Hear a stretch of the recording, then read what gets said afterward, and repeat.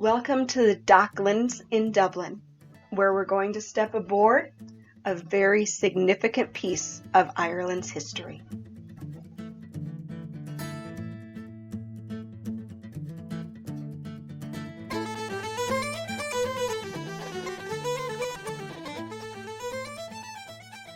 Now, you may have heard that Ireland has recently dropped all rules and restrictions regarding COVID within the country over the last weekend.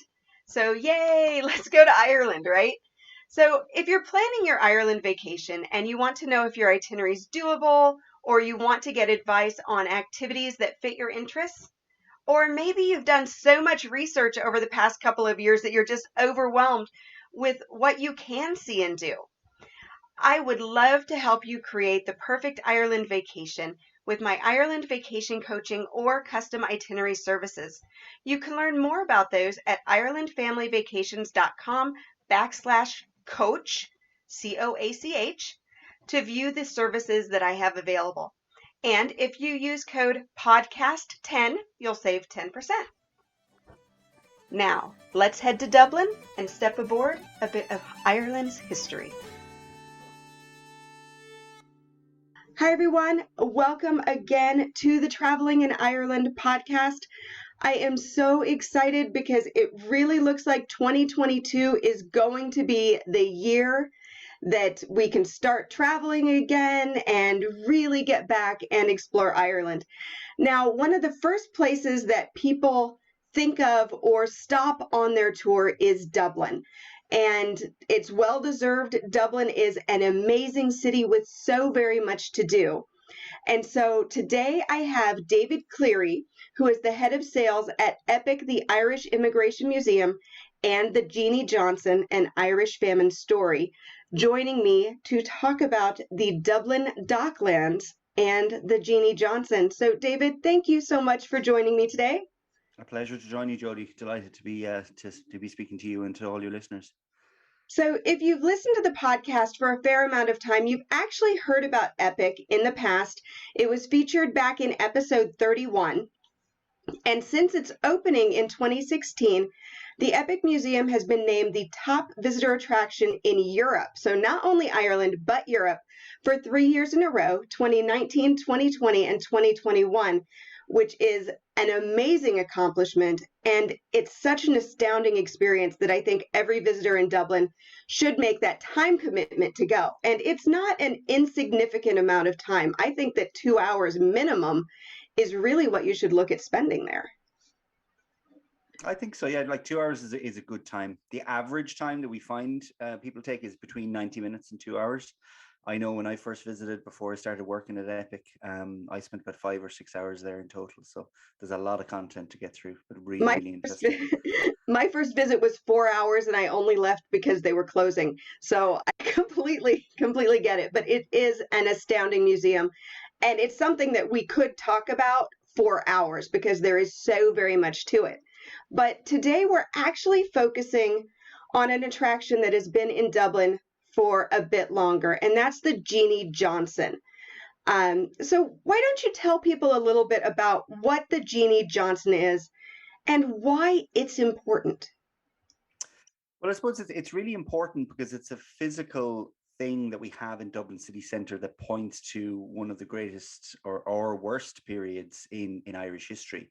You know, it points directly to the Irish potato famine, which had a huge impact on Irish immigration. And Jodie, you mentioned EPIC. It's part of the story of Irish immigration. One of the huge pieces of the story is the Irish potato famine. And so many people lost their lives, but also had to emigrate.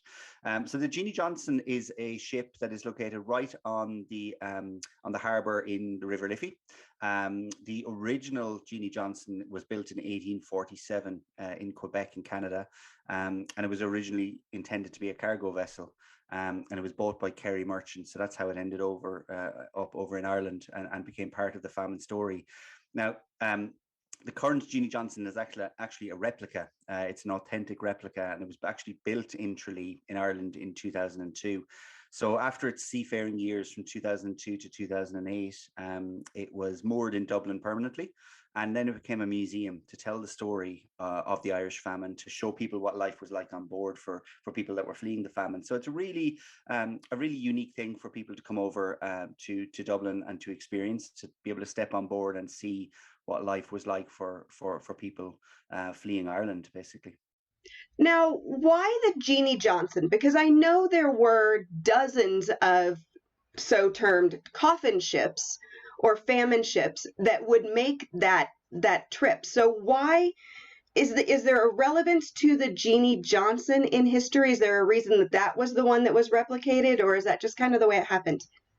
I suppose part of it is just the way it happened, because it was Kerry Links. It was bought by Kerry-based merchants. Like all of the coffin ships, as you said, there were so many of them that were traveling on the routes during the Irish potato famine. So between 1845 to approximately 1852 are the years. That's kind of a 7-year period where the potato famine was happening in Ireland, and there were so many ships crossing the Atlantic to bring people over to North America.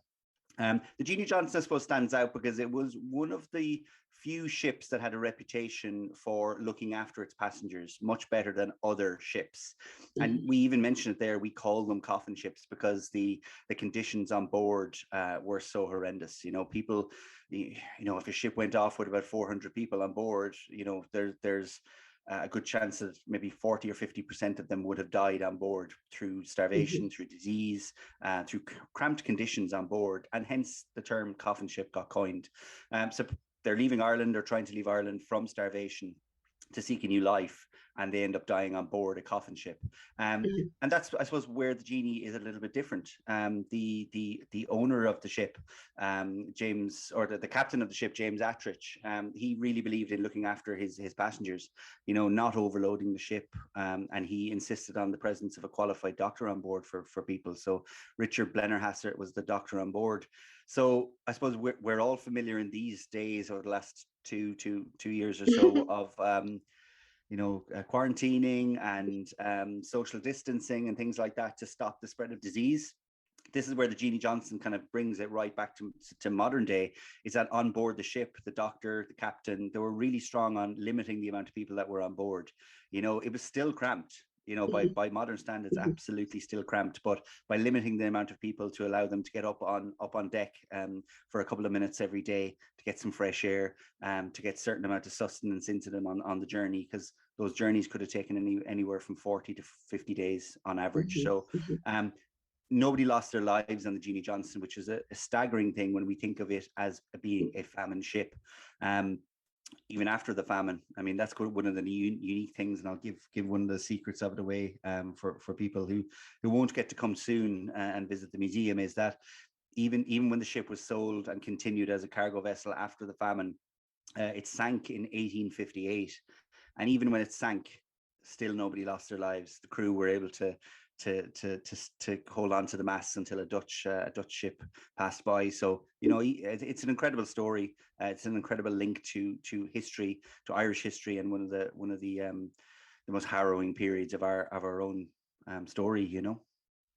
So let's dig into a little bit more about that experience of transport, because like you said, the Jeanie Johnston was very much almost people before profit.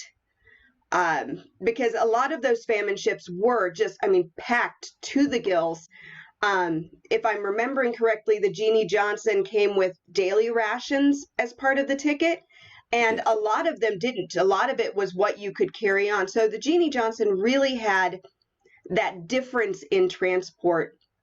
But what were people kind of looking at? Were there on the Jeanie, were there different levels of passenger? No, No. no. I suppose everyone was. It took the most it ever took on one of its journeys was 253 passengers, and it was quite a small ship. Like, you have been on the ship. Some of your listeners hopefully will get to come and see it in person. They'll see from the images. It is quite a small ship, But even with 250 passengers, there would have been quite cramped conditions, and it wasn't what we think of when we think of the old beautiful ocean liners, where there's a first class and a second class, and then there's steerage. It was very much just everyone in together in the kind of the bunks and the cabins, for people just to kind of it was really an escape from Ireland. It wasn't something that I suppose they wanted to do. It was something that they needed to do. A lot of the people were fleeing or fleeing famine, but also they were evicted from their land. They had no other option. Sometimes the landlords, it was cheaper for them, the landlords, to buy them a ticket on a vessel like the Jeanie Johnston than it was to keep them on their land and let them starve. It was kind of it's just a horrible time in Irish history. But yeah, it was everyone in together, really, up to 253 passengers. So everyone seemed to get on very, very well. And part of the story, part of the museum experience nowadays on the replica famine ship is telling those individual stories about people, where they were coming from, why they were leaving Ireland, or where they were leaving Ireland from, where they had gone on to. There was 16 transatlantic voyages in total that Jeanie Johnston undertook. So it's starting to explain some of the stories, not only about life, what life was like on board, and as you say, as to the rations, but people, how they got on when they arrived in their new world. They didn't all just step off a boat and carried on with their lives. They had to go into quarantine in Gros Isle in Canada. So there was the Jeanie was only part of the journey that they were going on. And it was one of those harrowing, when you're at sea for on average of 45 days. Very much so. And visiting a ship like that is a really emotional experience, partially because, like you said, you are telling those individual personal stories, which when, like when you're a mom and you're standing there with your children who are 9 and 10, and they're talking about this family that fit in this 8x8 square of space, and they had 5 kids and 2 parents, and here's where you can't help but feel that in the pit of your gut as a parent. So it really is an emotional experience when you are, on board that ship, seeing how it really was. What other kinds of things can people expect when they do that tour? Well, I suppose one of the greater things is not only seeing what conditions were like on board and trying to place yourself into what it was like as an Irish emigrant fleeing the famine. It's actually the location of where the ship is. So we're moored right on the River Liffey. You mentioned Epic earlier on. We're moored right beside the Epic Museum in Dublin's Docklands area. So even stepping onto this ship, it's beautiful. The craftsmanship of the ship is absolutely stunning. The masts, it's something very different on the skyline of Dublin and in the city centre, and of course on the River Liffey. It's something really, really striking. So when people are on the upper deck and they're going through their guided tour with our wonderful guides, they get to go up to the wheelhouse of the ship, and they're seeing Dublin and Dublin skyline from a little bit of a different view. The famous Samuel Beckett Bridge, which is the bridge of the ship like a harp. They're getting fantastic photo opportunities on the ship as well. And then obviously they go down under deck and to see what life was like and what the conditions were like, and to tell some of the stories about the individual people. But I suppose that's one of the key things is the location where we are. When people are there, just beautiful looking out on the River Liffey. It's seeing Dublin from a little bit of a different side as well. Very much so. Now you mentioned the Docklands.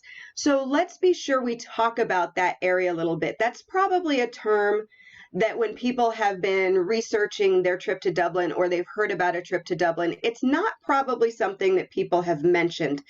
And it's, I think, to me, it's something that has really just built up over the past maybe 6 years. The experiences around the area. So can you talk about the Docklands area and the significance of it? Yeah, I suppose the Dublin, as you know, Jody, and some of your listeners may know, it's quite a compact city, but it's made up of a lot of different smaller communities, like different areas of Dublin. And I suppose it's about identity. We have the Docklands area, which is built around the docks and the port of Dublin, and it leads right up the River Liffey, right up to the Custom House, which is one of the most famous buildings in Dublin itself. We've also got other areas, other little villages, village fields in Dublin, places like Liberties. You've got Glasnevin, you've got the Grafton Quarter, you've got up around Merrion Square. So there's all these pockets of places in Dublin, which is still, it makes up Dublin city centre. And the Docklands, even though it might sound like it's outside the city, it's right back bang smack in the centre of the city. Where the Jeanie Johnston is located and Epic, we're about a 10-minute walk from O'Connell Street, which is the main street in Dublin. It just so happens that the Docklands area is full of history linked to emigration, linked to the maritime story of Dublin. And it really is obviously linked with the River Liffey, which strikes through the heart of Dublin. So you have your north side and your south side of Dublin. The Docklands, I suppose, as you mentioned, over the last 6 years and even beyond, has really changed. It used to be obviously a really industrial area, lots of warehouses, lots of kind of lots of life between the changing between the industrial age and the more modern tech age, where as Ireland has grown, and particularly Dublin. So if people haven't been to Ireland in maybe those 5 or 6 years, if they come down to the Docklands, they will see a huge change in the area. There's lots of modern buildings gone up, but it's mixed of the old and new. So we've got the striking old building, the CHQ building, which is where Epic is located, an old whiskey, wine, tobacco warehouse over 200 years old. You've got the Jeanie Johnston, but then right beside that, you'll have the headquarters for Facebook and Google and Airbnb and all these huge tech companies, all within the Docklands area. So it's a really nice place for people to go walking along, because it's a real different side to Dublin people maybe haven't seen or experienced before. And because of lots of people living there and working there, there's lots of great bars and restaurants, and there's a lot of life and a lot of vibrancy around the Docklands area. So it's really, really unique. So people can go and take boat trips from the Docklands and go out to Cleary or go out to Howth from the city centre as well. So it's a kind of it's a great place to be located for the museums, and there's so much to do in the area that we're delighted to be moored right alongside. And it is a really easy walk if you're staying around the Temple Bar area, or even, down O'Connell Street a bit. It's a, 10-15 minute walk from there, but really it's a very simple walk. It's easy to get to, or you can hop on one of the hop on hop off buses all go through there, and then of course the Dublin buses go through there too. So it's very easy to get to, very easily accessible. But I think if you walk along the river, you get that feeling of kind of the history of Dublin as well as the future of Dublin. It all kind of you kind of walk through history in a way along that riverside route. And then you do have those incredibly heartbreaking famine sculptures there too. That, I mean, again, it's one of those things that'll just rip your heart out. They're haunting, they're harrowing, but they're beautiful. So located right outside the Jeanie Johnston and Epic in the Docklands area are those famine statues that you mentioned, Jody. They're by a famous sculptor called Rowan Gillespie, and they're depicting the story of the Irish people that would have walked to the Docklands area in Dublin, would have boarded their boats to go and emigrate. So they're really haunting. They show them kind of in a state of hunger and starvation. Really, really kind of it kind of hits you. They feel hopeless, in all honesty. Hopeless, but it goes back to what you said earlier on about emotion. You can't help but just be solemn and emotional when you see it, And the location of where they are is actually the end point of a new feature, a new walk called the National Famine Way, and it goes from Strokestown House in County Roscommon. And it's a beautiful walk of 165 kilometers, and it recreates the story of the 1490, so 1,490 emigrants that were evicted from Strokestown Estate during the Irish famine, had to walk, were escorted by bailiff to Dublin, right to that point to where the famine statues are, to board ships like the Jeanie Johnston and to board ships to emigrate. So that's part of the National Famine Way. So the centre where we have Jeanie and the famine statues and Epic, it's really a strong connection to emigration. So any of your listeners that are planning to come to Ireland that may have Irish heritage, in terms of emigration stories and in terms of that story of people going abroad, it's a real close link to that story, and it's a fantastic place where they can come down and find out about their immigrants through genealogy services that we offer on site, or even if they wanted to come and do some of that walk, There's a passport, a fantastic passport with the National Famine where people can walk some of the route and get stamped passports, kind of like the Camino de Santiago in Spain, something similar. And it's beautiful walks. And along the route, there are statues, there are little things to tell you some of the story about the 1490, the people that walked from Strokestown, to give you a bit of an insight into that story. And again, to finish at the famine statues and the Jeanie Johnston it brings it all back.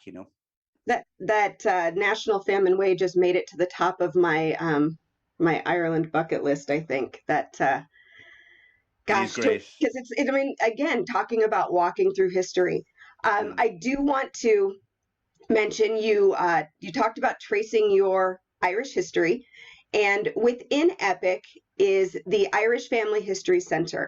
Now, back in podcast episode 88, I talked with Declan Brady, who is a genealogist and historian there. So if genealogy, tracing your family history is something that you are interested in, do be sure to go back and listen to that podcast. But David, can you tell us just a little bit about that partnership between EPIC and the Irish Family History Center? Yeah, so we partner with the team at the Irish Family History Centre on site in EPIC. So at the end of the EPIC experience, people have the option to go in and visit a genealogist. So if they do have Irish heritage, or they think they have any Irish heritage, they can arrange sit down for a private consultation with some of the genealogists like Declan and his colleagues. And the great thing about it is everyone's family history is unique. Everyone has a different story. So for the people that may have done years and years of research into their family history and maybe have hit a brick wall and just need a little bit of expert advice as to what to do next, or for the people that are starting at the very start and just have an inkling that they maybe have done a DNA test and they've been told that they're 10% Irish, they can sit down with the genealogist and they can go and trace their ancestry and start to fill in their family tree. And they can really start to connect with their family and their own history. They really start to see, where the names might come from, where their family would have come from in Ireland. And particularly what's great about the Irish Family History Centre and Declan and the team, they actually offer online consultations for people as well. So even before people leave North America, they can do an online consultation like a Zoom or a Microsoft Teams chat with them, and then they can visit Ireland and they can plan their vacation around maybe what they found out as to where their family have come from. So there's a really nice link there for the genealogy story. So we've just given people like a full half day in Dublin. It's like you start at the Jeanie Johnston at noon, and then you spend the rest of your day in EPIC. And really, you can do that. It's very easy to do. So can you tell people where they can buy tickets, where they can find more information, and if you have any very active social sites that maybe they can follow along with things that are happening? Sure, yeah. So the main website for the Jeanie Johnston is jeaniejohnson.ie, and they can go and buy our tickets online there. The tickets would be for a 50-minute guided tour, so fantastic guides that bring people on that journey on the ship. It's €12 for adults, and it's €7 for kids to come and enjoy. They can then, as you said, go across the road to epicchq.com is the website, and they can buy tickets there. We actually offer combination tickets, so if people want to do the both, they can take and make a little bit of a saving if they plan to do both of those. But they're right across the road from each other, so it really just means that they can do the two together and plan around that. And there's lots of cafes, bars and restaurants in the location as well, so they can really make that half day and make it really easy for themselves. Very much so. Now, finally, before I let you go, Dublin is a really popular destination for people who are visiting Ireland. It's usually a first or last stop because the majority of people fly out of the Dublin airport. So if you were to give 3 top tips for visitors to Dublin, what would they be? And I know 3 is hard because there's so much. If you're spending a few days in Dublin, don't forget to order your Dublin Pass. With entry into over 35 attractions and tours across the city, the Dublin Pass will help you save time and money. You can learn more and order yours at IrelandFamilyVacations.com/Dublin Pass. Well, I'm from Limerick myself, but I live in Dublin. So I've lived in Dublin for the last 12 years, and I'm still finding new things to do and new places to see and go to in Dublin. One of my favorite things to do in Dublin myself, and I always recommend it to people coming over visiting for the first time, is to just walk around the city. As we mentioned earlier on, it's a small, compact city. You can walk everywhere if you want to, made up of loads of different kind of village fields and different neighborhoods. Definitely walking through the city. If you're here, even if people are flying out and they only have an afternoon in Dublin, you can still easily walk around and get to most places between Temple Bar and Grafton Street and O'Connell Street and down to Epic and Jeanie Johnston. Because the thing you get from walking around the city, as you mentioned it, you pick up the history. You cannot help but notice the old world and the new world. There's been thousands of songs and poems and books written about Dublin and the life and the atmosphere of the Irish people. So to just stroll around and to pick up, the sounds and the sights of the city, to hear the buskers on Grafton Street, it's just such a great thing. There's such a vibrancy about people, hearing different voices, different accents. And then I suppose you'd be remiss to not enjoy the food and drink in Dublin as well. So lots of people, when they're coming to the city, will seek out, the top places to go. And sometimes what I find, rather than recommending individual places, go with your gut. As you're strolling around, if you like the look of a place, go in and see what it's like and enjoy a pint or enjoy a lunch. Because as you'll know, the standard of food and drink in Ireland, and particularly in Dublin, is just fantastic. Yeah, I've Whether you're never going had a for bad that, meal. yeah, whether you're going for the real old traditional Irish stuff or you want the more modern European cuisine, it's got so much to offer. In terms of pubs, one of my favorite pubs in Dublin is the Long Hall. I absolutely love it. It's a real old, just a traditional Irish pub. They don't serve food. You just go in and just enjoy a pint and watch the world go by. In terms of getting out, in terms of activity, there's two things that I always say to people that I think they should do. One would be to go to Phoenix Park. So it's just located right on the edge of the city. They can walk there, but the best way to go is maybe catch the Lewis, or they can jump on one of the Dublin bikes and scoot around that way. Phoenix Park is a huge park. It's Europe's largest urban park. It's twice the size of Central Park in New York. A lot of people Yep. don't realize that. It is massive. It is huge, and there's so many different pockets of areas of things to do. But even if whether you go to the zoo or you go and just look at the beautiful statues and the beautiful buildings where our president lives, there's also deer that roam around Phoenix Park, so you can just go up and visit those. But the top thing to do, I think, would be to go and jump on the train or the DART system and go to Howth. I absolutely adore Howth. I think it's one of the most beautiful villages in Ireland. Dublin, as you know, it's surrounded by the sea. It's lots of coastal fishing villages, and Howth, I think, is the pick of those. There's a beautiful walk around the peninsula, the Howth Peninsula, so you can go up and you can do a little bit of that walk and get some of the best views in Dublin. If you do the full thing, you can kind of come all the way around the head and you can see the city again and see the whole of South County Dublin on a clear day. So it's absolutely stunning. And then you can come back into the village and you can reward yourself with some of the freshest fish and chips that you'll ever have, and enjoy a pint as well. So there's just some of the things that I would recommend people to do. And that's, of course, presuming that they are already coming to visit us in Jeanie Johnston and in Epic. Excellent. And for those who wondered when David said the Lewis is the light rail system in Dublin, and it will take you from kind of the city center out to some areas that are inside Dublin proper. So you're not hopping on the actual train or the DART, but it's just a little bit more direct than maybe hopping on a bus. The Lewis, that tram system is so handy just for people to get around quickly and easily if they need to.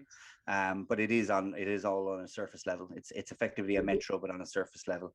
And that's the sounds and the sights of the city now, Dublin. The ding ding of the Lewis passing by. It's really sometimes the Lewis, just to hop on it and to see the sights from a different view, because you go around Trinity College on the Lewis, and it's quite a unique view to cross the Liffey on the Lewis as well and go right by the GPO. So it's something to do as well. Yeah, it's a great way to get a feel for Dublin. I kind of I always mix how I get around Dublin. So it'll be, maybe a little bit on the hop on, hop off bus, because that's really, really handy if you want to visit kind of those hot spots. And then, like you said, getting out to Phoenix Park on the Lewis takes you through some areas that you're going to see differently, or some areas that you aren't going to get to on foot. So, and getting around Dublin is just so, so easy and for goodness sake, do not take a car into Dublin. Am I right? You don't need it. It's a waste. You're wasting your time. You're wasting your money. You'll be paying for parking and paying for the privilege of having the car. There's no need. Between walking and some of those public transport, you really just don't need it. Well, and Dublin is not a joy to drive in either. I think I'm used to it now, but yeah, it's not the easiest city in the world. It really isn't. Even being a little used to it like I am, I still avoid driving in Dublin at all costs. It's not worth the stress that it really gives me. No.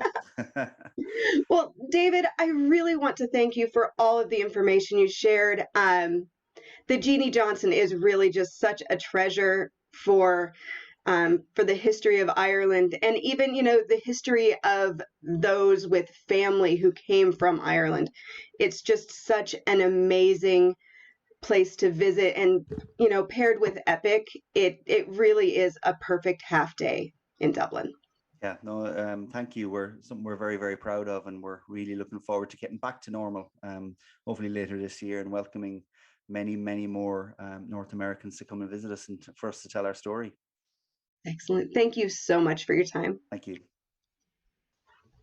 Thank you so much for listening to this episode of the Traveling in Ireland podcast. If you enjoyed today's podcast, please leave a 5-star review at Apple Podcasts, Stitcher, Amazon, Spotify, or wherever you listen to podcasts. If you can't leave a review, I would love it if you would visit the Ireland Family Vacations Facebook page and leave a review there, or take a screenshot and tag me at Ireland Family Vacations on Instagram with a few kind words. If you have questions or comments, you can always email me, Jody, Jody, at IrelandFamilyVacations.com. Until next time, slán go fóill.